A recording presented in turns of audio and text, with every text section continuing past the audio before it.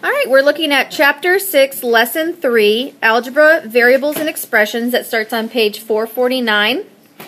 So the pages that you should have in front of you look like this.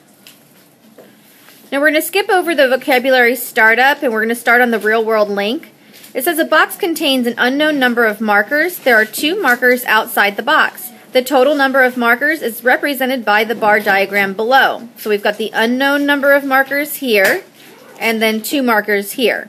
So we're trying to figure out if there are 14 markers in the box, how many total markers are there? So total markers altogether. Right here,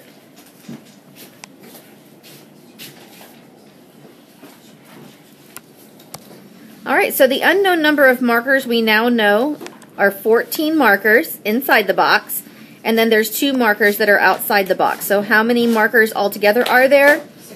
There are 16 markers altogether. And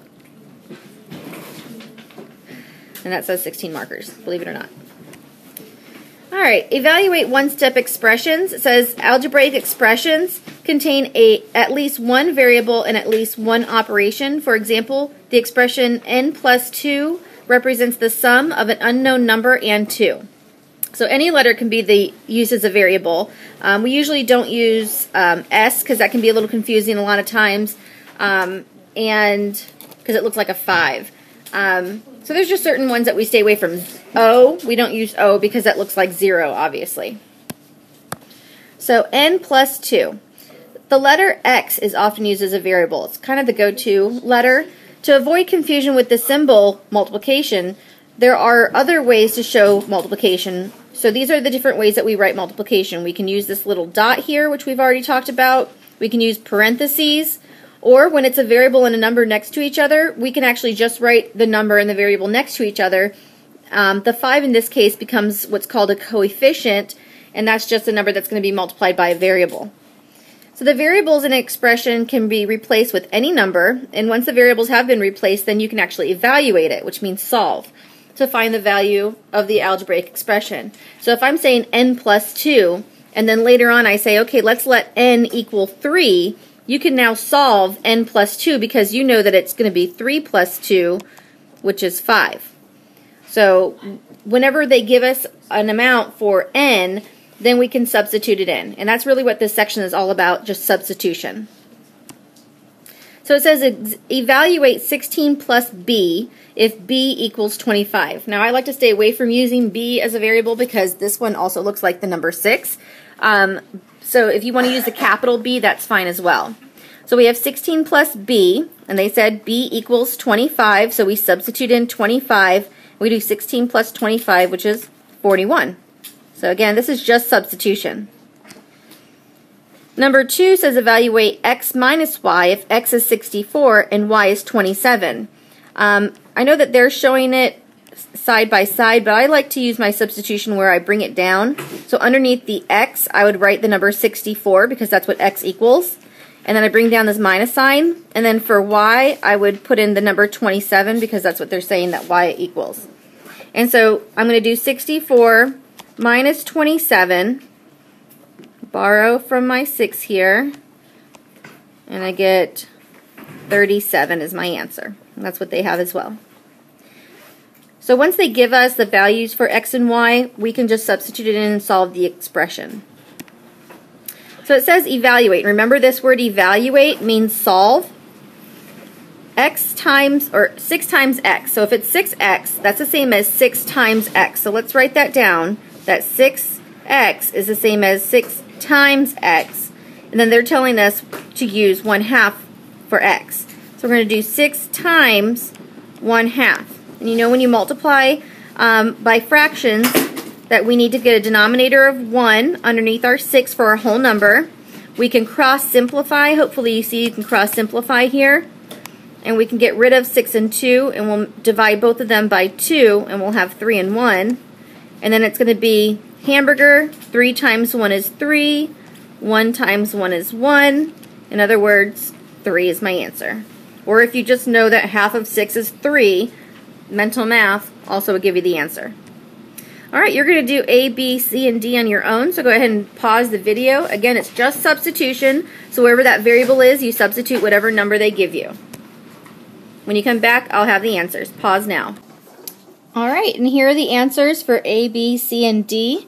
Check your answers, compare your work with what I've done, and see if there's anything that you can change. I think these were pretty straightforward. All right, evaluate multi-step expressions. To evaluate multi-step expressions, replace each variable with the correct value and follow the order of operations. So again, we're just substituting and then following the order of operations. So the first example, number 4, says evaluate. Remember, evaluate means solve. 5t, which is 5 times t, plus 4 if t equals 3. So make sure that you remember that 5t means 5 times t plus 4. And so we're going to substitute in, it's not going to be 53, it's going to be 5 times 3 plus 4. Please excuse my dear Aunt Sally. There's no parentheses, no exponents. There is some multiplication, so I'm going to go ahead and do that part first. And that makes 15. And then I'm going to do my addition, and that's going to be 19 for my answer. All right, number 5, they step it up a little bit because they're going to give us an exponent. 4 times x squared. And remember that when it's 4x squared, the missing symbol between the 4 and the x is multiplication. So this is the same as 4 times x squared. And if you remember, x squared is the same as x times x. And so they tell us that x is 1/8. So I'm going to do 4 times 1/8 times 1/8. Honestly, we can go ahead and just set up the whole thing now and do our hamburger. It's going to be a really big hamburger. And we do 4 times 1 times 1, which is 4, over 1 times 8, which is 64. If you didn't think to already cross-simplify, which you can cross-simplify with your 4 and 8, then you'll need to simplify now. Top and bottom can be divided by 4. And so you're going to have 1 over, 16. And so the answer is 1/16. So you see how they made the 1/8 and they did 1/8 times 1/8 and took care of the exponent. That's fine, but because this is all multiplication, you can do the whole step together if you'd like. All right, for number 6, we're going to fill in the blank. So it says evaluate 10a plus 7 if a equals 1/5. So I'm going to go ahead and fill in the blanks and solve this out, and then when you come back, I'll have the answer for you. All right, and so for inside our parentheses, we're going to substitute for a. So we're going to do 1/5 because that's what a equals. And then we're going to cross-simplify our 10 and our 5 because this is like 10 over 1 times, so this is just like 10 over 1 times 1/5. We can cross-simplify that. We'll get 2 over 1, so that'll be 2. And then 2 plus 7 will be 9. And so 9 should be your answer. All right, you do E, F, and G on your own, and when you come back, I'll show you the answers. All right, the answer for E is 19, F is 14, and G is 1. Just look through my work and see where you might have made mistakes. I'm going to underline where I started. I did my multiplication here first. And for this one, I did my exponents, although I really could have just set the whole thing up and multiplied. Okay? Example number 7, I don't know how to say that name, is wrapping a gift for his brother's birthday. The box has side lengths that are 1/2 foot. Use the expression 6s squared, where s represents the length of a side, to find the surface area of the box he is wrapping. Write your answer in square feet. So of course they're using a variable I don't like using, which is s. But so just make sure that you can make your s very clear and that it doesn't look like a 5 so that it doesn't confuse you.